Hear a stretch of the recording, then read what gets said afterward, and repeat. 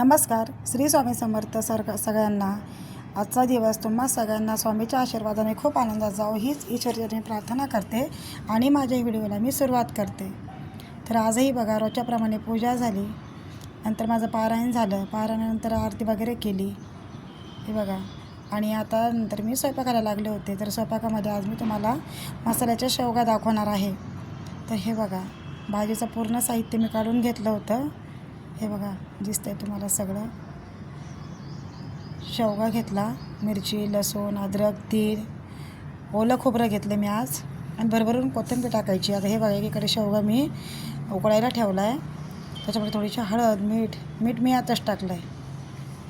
आणि आता मसाले भाजून घेते.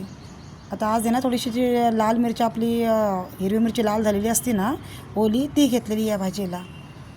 तर हे बघा मिरची भाजून घेते बघा.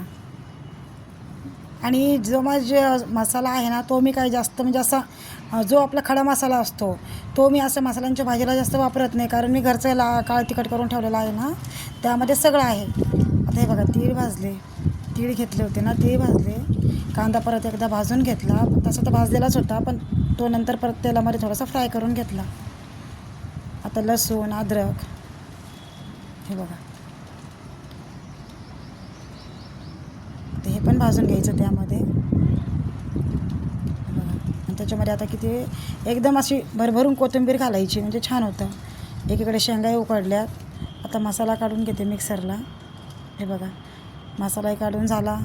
आता फोडणीची तयारी. तेल टाकलं आहे, तेल गरम झालं की मोहरी, जिरे, लसूण आणि आता आपली काढलेला मसाला घालायचा. ताही तेलामध्ये चांगला शिजू द्यायचा तेल सुटेपर्यंत.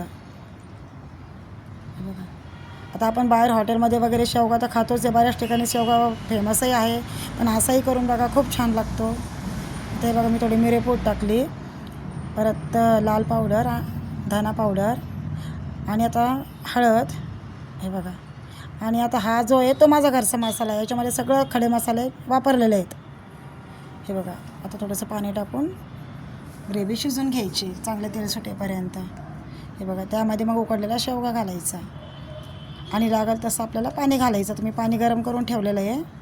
हे बघा चौकून हलवून घ्यायचा आणि नंतर मी हे गरम जे पाणी केलं आहे ना ते टाकते. गरम पाणी भाजी चांगली चव पण येते आणि लवकरही शिजते. आणि आता थोडीशी शिजू द्यायची. 1-2 उकळ्या आल्या का असाही आपला शेवगा झालेलाच आहे, म्हणजे उकडून घेतल्यामुळं तो नरम झालेला आहे. थोडंसं आता शिजून घ्यायचा आपला 1-2 उकळ्या आले की. हे बघा आता कोथिंबीर वगैरे घालायची वरतून. आणि आजचा व्हिडिओ आवडला तर नक्की सबस्क्राईब करा, लाईक करा, शेअर करा. झाली आपली भाजी तयार. एकदा नक्की करून बघा. थँक्यू.